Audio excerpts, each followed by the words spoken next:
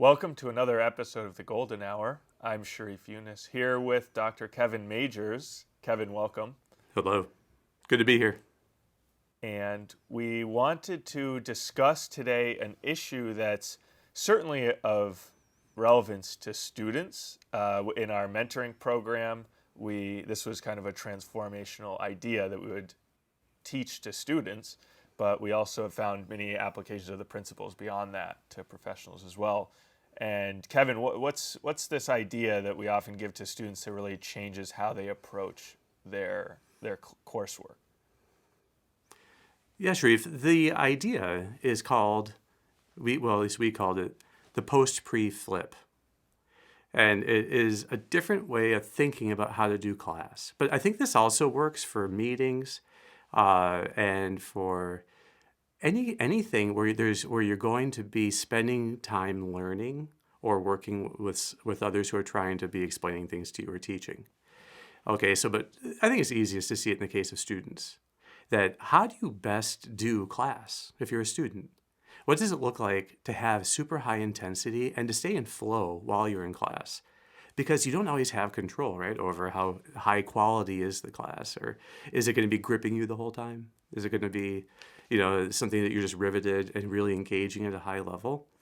Well, what we found is that with this approach, students could have that experience in class, like much more regularly, if not always, because things are what they are. But the idea here, the post-pre flip, is instead of going to class to learn, and then say you're kind of naive to the material. I use naive in a medical sense. Naive just means you haven't been exposed to it before. So you're new to the material, and you're going to be exposed to it. You might think that, okay, maybe you're like 0% understanding for it when the class starts. Well, if you take that approach, maybe at best you get to like an 80% comprehension by the end. What that means is that you've stored up the most difficult 20% to do later on your own. And it's just much, much harder. So what we try to tell students is you have to treat class like a deadline. And it's a deadline that's a very hard deadline for attaining 80% mastery. So you pre-study instead of post-study. So you go to class with the idea of already having mastered as much of the material as you can. Now, I think in most disciplines, about 80% of the class is more low-hanging fruit anyway. But the idea is you're preparing yourself, spending maybe an hour preparing yourself for an hour lecture. And how do you know what to study? Well, there's a good syllabus. Every good class has a syllabus that lays out. And so normally it's pretty easy, especially in science classes and STEM classes in general. But even otherwise, even literature, there's going to be a reading that you're supposed to do for the day, and then you really try to get to like what you would consider an 80% mastery of the material, and then you go to class. And with that deadline of the class being there, it's actually much more intense learning right up before it as you try to get there. And once you're in class, it's a completely different experience. Because instead of just operating at a passive level of taking in what's being said, you could already have your questions in mind. If you had pre-worked problem sets, if they're available, or other things, you could already see where are the hard concepts, what's tricky about this material. Because again, in most classes, like 20% of the material is kind of tricky. And for that, you really need the professor to be there. So that's the idea in general. It's like you need to be mastering material before you supposedly are supposed to know it. So you're trying to put as much effort into before class preparation, so that when you come to class, you've really gotten to 80%. And then that way in class, you can be asking questions. You can be kind of trying to integrate what the professor is saying into your pre-existing knowledge. Exactly. So you can approach in kind of a, not quite like a critical way, but just a sense of like, how does this fit in with how I already think about the topic? Yes. And you can get to 100% then. Ideally, you never have to study the material again after class. Class should be the finishing touch on your understanding of the material. So that you, maybe even in class, the way you take notes is different. Maybe you only take notes as quizzable note cards. And so you're writing down what are good questions that you could ask yourself on this topic that would then kind of force the recall for the material that has just been covered in the last 10 minutes.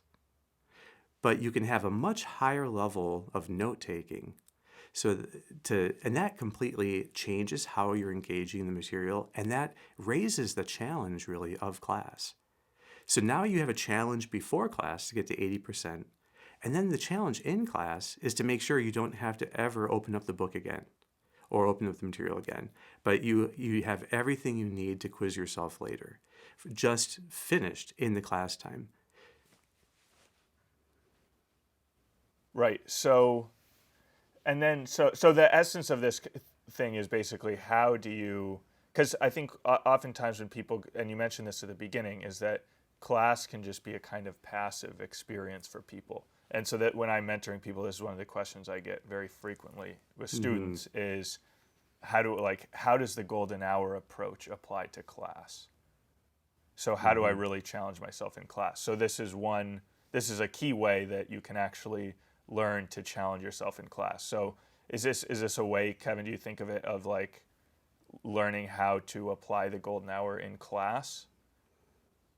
I think so, because it's really hard to actually get to class and be actually maybe it's easier now on Zoom if the classes are remote, but I think it's harder to have those few minutes to really prepare your mind well just before the class starts. Now, that's the warm-up routine for the golden hour. I think that the essence of the golden hour is that you are viewing it positively and like ready to challenge yourself in some very specific ways, and you are completely engaged in the task at hand. So the essence is really that you are kind of filling that hour with that positive frame, full attention, and present challenge. So there's this, and that to get that in class means you have to be actively challenging yourself. And so I think that's the main issue, is like, how do you actively challenge yourself in a class? And also applies in meetings. Now, maybe another idea here is that, one, rereading is never an effective strategy. The famous book, Make It Stick, on how to remember the things that you study and read. I remember that when that first came out, that there's a lot of talk at Harvard Med School by the educators that of really appreciating the work that had been done in the book. But if you want the main takeaway, it's that rereading is not an effective strategy for study. So a lot of times people will slightly read maybe before class, they get exposed to things in class, and then they read and reread after class. But rereading produces the illusion of familiarity, or the illusion of knowledge. So you think because the page looks familiar and the text looks familiar that you know it. But the only way to actually get yourself to remember things is to quiz yourself on it. That you need some way of quizzing yourself. And that's what the purpose of note-taking in class really is for, is making it easier to quiz yourself after the class so that you could reproduce it. Cal Newport talks about having this system of question, evidence, conclusion. And so you're always organizing the notes in class. What's the question being asked? What's the evidence being given? And the conclusion being drawn. That's one higher level way of doing it. But just simply having note cards that on one side is the question and the other is the answer. That where you're digesting the material. And actually, I could say, yeah, go ahead. Not interrupt, but just so I have this. In some ways, what we teach the students here at Harvard is that class time is about actually building a relationship with the professor. That it's not the same to be learning from a book as to be learning from an individual. And when you're going to class, you are really becoming a student of that teacher, and that's a special kind of relationship. So in class, you need to be fully engaged with the professor and what he or she is trying to teach, making eye contact, following them, asking engaging questions. And that's one of the benefits of having mastered material up to 80%, is that you can then ask the questions are, one, that are helpful for you. What did you find hard to understand on your own? And then two, the professor is able to know that the students are operating at a higher level, and that brings out the best in the professor. So, and then you form a relationship. And so each class should be about taking a step forward in your relationship with the one teaching it. Mm-hmm. Yeah, 'cause I see it kind of all the time, and actually I had a good opportunity to take a class over the summer, and I kind of hadn't really practiced taking notes in a long time. And I started out just by basically writing down everything the teacher was saying. And then pretty quickly I kind of realized that just wasn't helpful. So, Yeah. but that's kind of what happens sometimes when you go in and you really don't know anything, so you don't even know what's important. You don't know what's worthy of writing down. But if you go in with a kind of basic familiarity with the material, then you can actually kind of filter through what the teacher's saying, so that you can take notes of what's really important.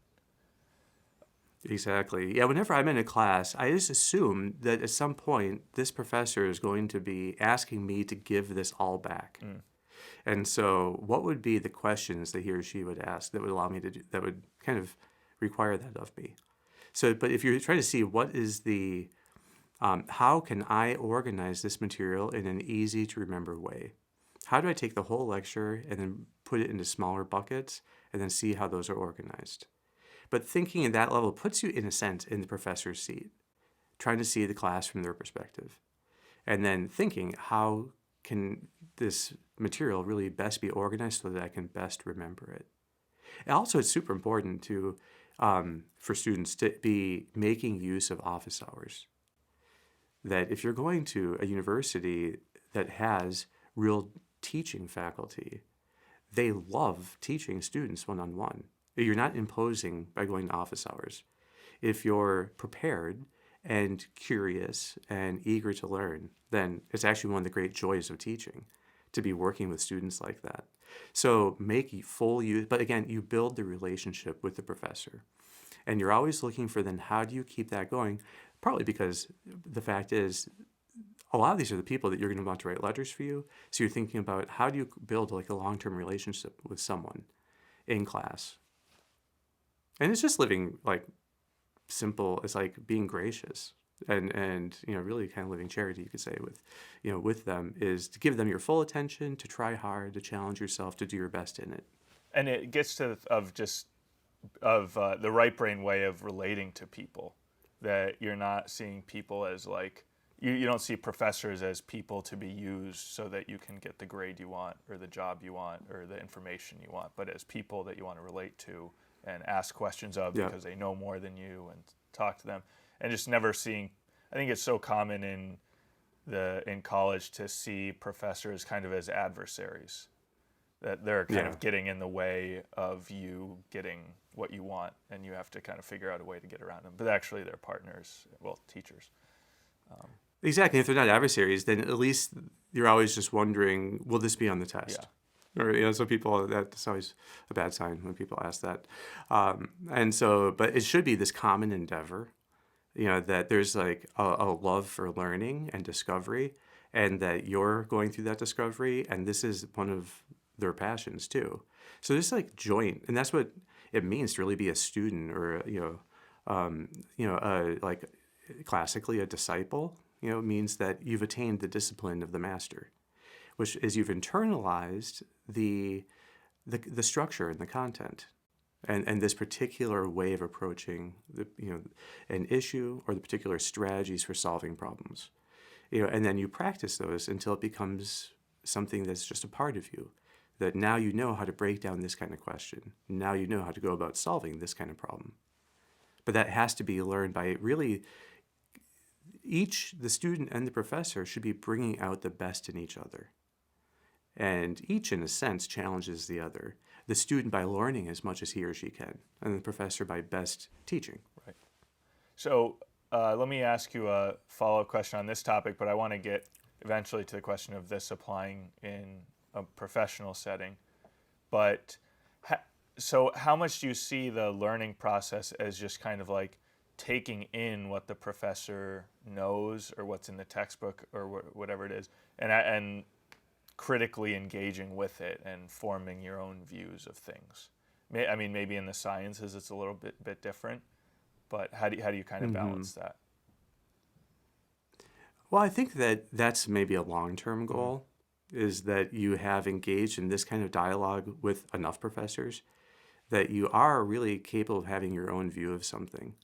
But if you're speaking with a professor who's taught Moby Dick for 40 years and you're just reading it barely for the first time, well, you're not going to have your own view of it yet. So you have to, there's a kind of humility, I think, in just trying to like learn all that you can from how this professor is presenting the material and then see how to situate that within a broader context. In some ways, we're always building this broad context of how a certain approach can tap into real wisdom. Like what's the actual like component in this that would be in some ways applicable to the whole of life, or that fits in my understanding of the whole of reality. So you're always looking for bigger context to put things in, and that's one of the things when you're thinking critically, that you're not just trying to believe what everyone says; you're trying to situate what everyone says. That means paying them the honor of fully understanding what they're saying. But at the same time, you're trying to understand the context they're operating in and what they're not looking at. So there is a role for being a kind of devil's advocate, for asking questions to see what the limits are of what they're presenting. But that most of the time, within a certain confined context, you can see that there's some good in what's being taught, and it makes sense within a certain frame. But then it's also good that you keep questioning to see what are the limits of that framework. And that puts me to put things in broader context. That's what being wise comes down to. So then you're at least looking to first fully understand what they're saying, even if I don't know, maybe in a kind of setting of economics or politics or social or literature, that it's not that you like kind of fully accept exactly what they're saying and now it's their beliefs become your beliefs, but it's about their Exactly. understanding becomes you understand their Yeah. position fully. Yeah.